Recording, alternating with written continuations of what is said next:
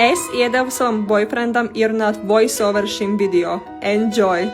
Labdien, visas foršās dāmas un iespējams arī džeki. Vai tu nevēlies notikt kā es? Filmējot Undīnai šo video, tad šis video ir priekš tevis. Pirmais solis – sejas attīrīšana. CeraVe Hydrating Cleanser.